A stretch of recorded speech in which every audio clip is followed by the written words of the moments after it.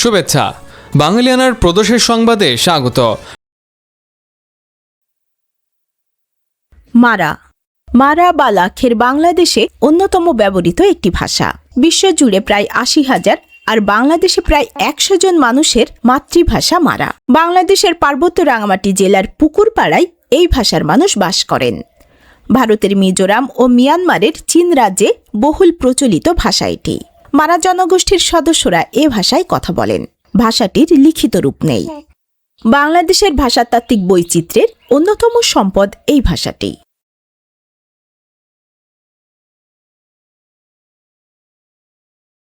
শুরুতেই শুনে নিচ্ছি সংবাদ শিরোনাম।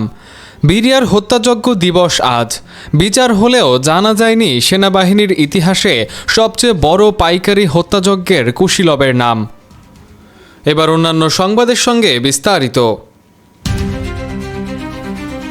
২৫ ফেব্রুয়ারি আজ ২০২৫ সালের এদিনে ঢাকার পিলখানার বিডিআর সদর দফতরে ঘটে বাংলাদেশের সামরিক ইতিহাসের সবচেয়ে বেদনাদায়ক ও নৃশংস হত্যাযজ্ঞ।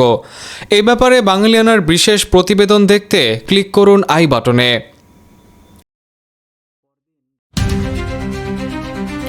পিলখানা ট্র্যাজেডির পর এবার বিচার প্রক্রিয়াটি ছিল বাংলাদেশের বিচারিক ইতিহাসের সবচেয়ে বড় এবং জটিল চ্যালেঞ্জ। এই বিচার প্রক্রিয়াকে প্রধানত দুটি ভাগে ভাগ করা হয়েছিল: বিদ্রোহের বিচার এবং হত্যা ও লুণ্ঠনের বিচার। বিদ্রোহের বিচারটি পরিচালিত হয়েছিল তৎকালীন বিডিআর আইনে। এই প্রক্রিয়ায় মূল লক্ষ্য ছিল শৃঙ্খলা ভঙ্গ এবং বিদ্রোহের অপরাধের বিচার করা। বিডিআরের নিজস্ব বিশেষ আদালতে এই বিচার সম্পন্ন হয়। দেশের বিভিন্ন স্থানে স্থাপিত ৫৭টি বিশেষ আদালতে এই বিচার কাজ চলে। ২০১২ সালের ২০ অক্টোবরের মধ্যে বিদ্রোহের বিচার প্রক্রিয়াটি শেষ হয়। এতে মোট ১৭,৩২৬ জন জওয়ানকে অভিযুক্ত করা হয়েছিল। মোট ১১টি ইউনিটের বিচার শেষে ৫,৯২৬ জনকে ৪ মাস থেকে ৭ বছর পর্যন্ত বিভিন্ন মেয়াদে কারাদণ্ড দেওয়া হয়। হত্যা ও লুণ্ঠনের বিচারটি হয়েছিল প্রচলিত আইনে। এটি ছিল সাধারণ ফৌজদারি অপরাধের বিচার, যা বকশীবাজারের আলিয়া মাদ্রাসা মাঠে স্থাপিত বিশেষ আদালতে শুরু হয়েছিল। ৫৭ জন সেনা কর্মকর্তা সহ মোট ৭৪ জনকে হত্যার বিচারটি ছিল নজিরবিহীন। বিপুল সংখ্যক অর্থাৎ ৮৫০ জন আসামির কারণে সাধারণ আদালতে বিচার করা অসম্ভব ছিল। তাই ২০১১ সালের ৫ জানুয়ারি আলিয়া মাদ্রাসা মাঠে স্থাপিত বিশেষ ট্রাইব্যুনালে এই ঐতিহাসিক বিচার শুরু হয়। তৎকালীন জজ ডক্টর মোহাম্মদ আখতারুজ্জামান ঐতিহাসিক রায় ঘোষণা করেন। ৮৫০ জন আসামির মধ্যে ১৫২ জনকে মৃত্যুদণ্ড, ১৬১ জনকে যাবজ্জীবন কারাদণ্ড এবং ২৫৬ জনকে বিভিন্ন মেয়াদে সাজা দেওয়া হয়।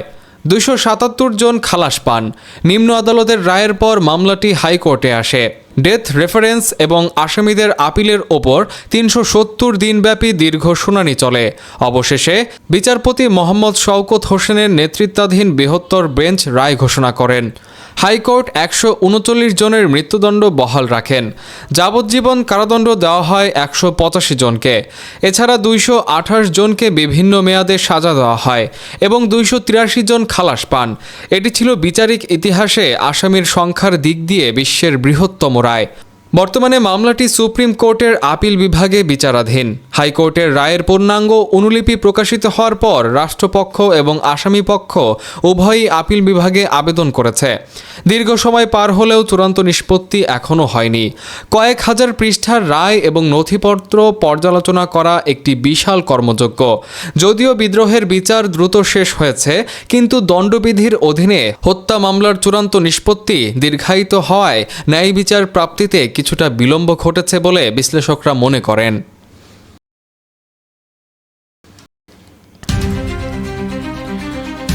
২০০৯ সালের ২৫ ও ২৬ ফেব্রুয়ারি পিলখানার ভেতরে যা ঘটেছিল তা কেবল একটি বাহিনীর বিদ্রোহ ছিল না, ছিল এক সুদূর প্রসারী ও গভীর ষড়যন্ত্র। বারুদের ধোঁয়া আর আর্তনাদ থামার পর পুরো জাতি যখন স্তব্ধ, তখন একটি প্রশ্ন সবার মুখে ছিল: কেন এবং কার ইশারায় এই নৃশংসতা? এই প্রশ্নের উত্তর খুঁজতেই শুরু হয়েছিল বাংলাদেশের ইতিহাসের সবচেয়ে বহুমুখী এবং স্পর্শকাতর তদন্ত প্রক্রিয়া। পিলখানা ট্র্যাজেডির তদন্ত প্রক্রিয়াটি ছিল বিচার প্রক্রিয়ার মতোই দীর্ঘ ও বিতর্কিত। বিডিআর হত্যাকাণ্ডের তদন্তের জন্য তৎকালীন সরকার উচ্চ পর্যায়ের একটি তদন্ত কমিটি গঠন করে, যা আনিসুজ্জামান খান কমিটি নামে পরিচিত। এই কমিটির মূল ফোকাস ছিল বিদ্রোহের কারণ এবং পেছনের কুশীলবদের শনাক্ত করা। মূল পর্যবেক্ষণ হিসেবে প্রতিবেদনে বলা হয়েছিল, অপারেশন ডাল ভাত নিয়ে ক্ষোভ এবং দীর্ঘদিনের বৈষম্যকে পুঁজি করে বাহির থেকে উস্কানি দেওয়া হয়েছিল। তবে এই তদন্ত নিয়ে জনমনে অনেক প্রশ্ন ছিল, কারণ এতে মাস্টার মাইন্ড কারা ছিল তা স্পষ্টভাবে আসেনি। সেনাবাহিনী তাদের নিজস্ব আইনে একটি শক্তিশালী তদন্ত কমিটি গঠন করেছিল, যার নেতৃত্বে ছিলেন তৎকালীন লেফটেন্যান্ট জেনারেল মোহাম্মদ জাহাঙ্গীর আলম চৌধুরী, যিনি অন্তর্বর্তীকালীন সরকারের স্বরাষ্ট্র উপদেষ্টা হিসেবে দায়িত্ব পালন করে গেলেন। এই তদন্তে মূল পর্যবেক্ষণ হিসেবে গোয়েন্দা ব্যর্থতাকে প্রধান কারণ হিসেবে চিহ্নিত করা হয়। প্রতিবেদনে বলা হয়েছিল, কেন এত বড় একটি ষড়যন্ত্রের খবর গোয়েন্দা সংস্থাগুলো সময় মতো জানতে পারল না, সেটিই বড় রহস্য। পুলিশের অপরাধ তদন্ত বিভাগ মূলত এই বর্বরচিত ঘটনার হত্যা ও লুণ্ঠনের তথ্য প্রমাণ সংগ্রহের কাজ করে। কাজটি তাদের জন্য বড় একটা চ্যালেঞ্জ হিসেবে ছিল, কারণ 25শে ফেব্রুয়ারির পর পিলখানার ভেতরে অনেক আলামত নষ্ট হয়ে গিয়েছিল। তবুও কয়েক হাজার সাক্ষ্য গ্রহণ এবং ফরেনসিক পরীক্ষার পর সিআইডি একটি বিশাল চার্জশিট প্রদান করে, যা অপরাধের ভয়াবহতা প্রমাণে সাহায্য করে। 2025 সালের 25শে ফেব্রুয়ারি অন্তর্বর্তী সরকারের স্বরাষ্ট্র উপদেষ্টা হিসেবে জাহাঙ্গীর আলম চৌধুরী পিলখানায় শহীদদের প্রতি শ্রদ্ধা জানান। তার ওই দিনের ভূমিকা ও বক্তব্য ছিল বিশেষ তাৎপর্যপূর্ণ। তিনি স্পষ্ট করে বলেছিলেন যে 2009 সালে সেনাবাহিনী যে তদন্ত রিপোর্টটি জমা দিয়েছিল সেটি যথাযথভাবে প্রকাশ করা হয়নি এবং অনেক সত্য গোপন রাখা হয়েছিল। একই সঙ্গে তিনি 2025 সালের এই দিনে ঘোষণা করেছিলেন, পিলখানা হত্যাকাণ্ডের পুনর্তদন্ত হবে এবং এর পেছনের আসল কারিগর ও ষড়যন্ত্রকারীদের খুঁজে বের করা হবে। পিলখানা ট্র্যাজেডির 17 বছরে পদার্পণে নেপথ্যে কুশীলব শনাক্তের দাবি যখন তুঙ্গে, তখন বর্তমান সরকারের স্বরাষ্ট্রমন্ত্রী সালাউদ্দিন আহমদের পরস্পর বিরোধী বক্তব্য জনমনে নতুন শঙ্কা তৈরি করেছে। গত 24 ফেব্রুয়ারি 2026 স্বরাষ্ট্রমন্ত্রী সচিবালয়ে ঘোষণা দেন যে নির্বাচনী ইশতেহার অনুযায়ী পিলখানা হত্যাকাণ্ডের পুনর্তদন্তে নতুন কমিশন গঠন করা হবে। অথচ পরদিন 25 ফেব্রুয়ারি বনানী কবরস্থানে তিনি সম্পূর্ণ ভিন্ন সুরে জানান, সরকার নতুন কোনো কমিশন গঠন করবে না। কারণ হিসেবে তিনি উল্লেখ করেন, পূর্বের অন্তর্বর্তীকালীন সরকারের তদন্ত রিপোর্টটি তিনি আগে পূর্ণাঙ্গভাবে না দেখেই কথা বলেছিলেন।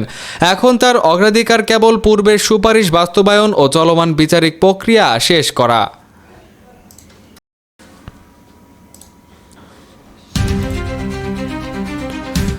আহসান এইচ মনসুরকে সরিয়ে মোহাম্মদ মোশতাকুর রহমানকে বাংলাদেশ ব্যাংকের গভর্নর পদে নিয়োগ দিয়েছে সরকার।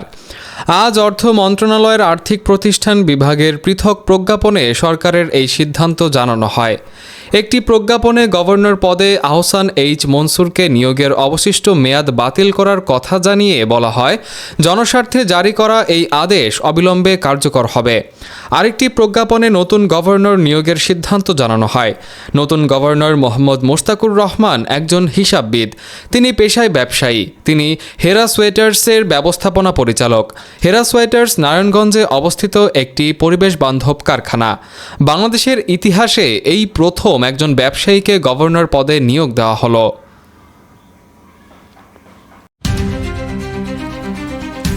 তারা লড়াই করেছিলেন মায়ের ভাষার জন্য।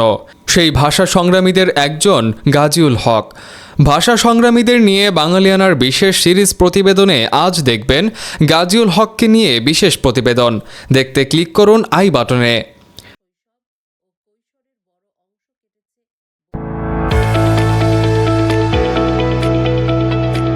এবার শুনে নিচ্ছি বাঙালিয়ানা বাণিজ্য সংবাদ।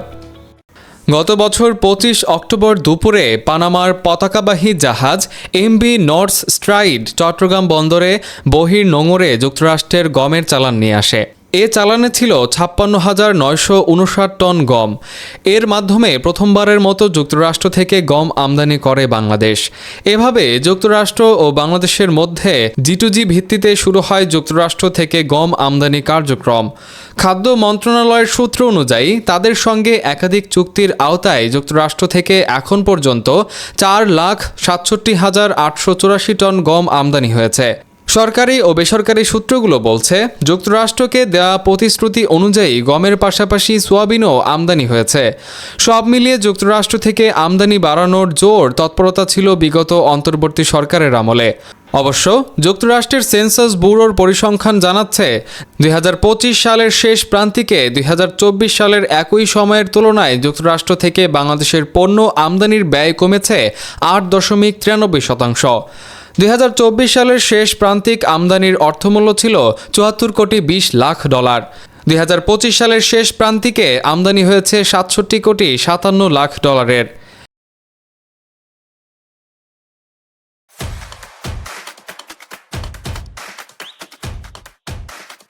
এবার শুনে নিচ্ছি বাঙালিয়ানা ক্রীড়া সংবাদ। দীর্ঘ প্রতীক্ষার অবসান ঘটিয়ে অবশেষে চূড়ান্ত হল অস্ট্রেলিয়ার মাটিতে বাংলাদেশের 2 ম্যাচের টেস্ট সিরিজের সূচি। আগামী আগস্টে অস্ট্রেলিয়ার উত্তরাঞ্চলীয় শহর ডারউইন এবং ম্যাকেতে অনুষ্ঠিত হবে 2টি টেস্ট। 2003 সালের পর এই প্রথম অস্ট্রেলিয়ার মাটিতে টেস্ট খেলতে নামবে টাইগার ক্রিকেটাররা। ডারউইনের মারারা স্টেডিয়ামে সিরিজের প্রথম টেস্টটি শুরু হবে 13 আগস্ট। এরপর 22 আগস্ট থেকে দ্বিতীয় টেস্টের আসর বসবে গ্রেট ব্যারিয়ার রিফ অ্যারেন। ম্যাকে শহরের জন্যও এটা মাইলফলক। টেস্ট ভেন্যু হিসেবে অভিষেক ঘটতে যাচ্ছে শহরটির। বাঙালিয়ানা প্রদোষের সংবাদ শেষ হলো। ধন্যবাদ।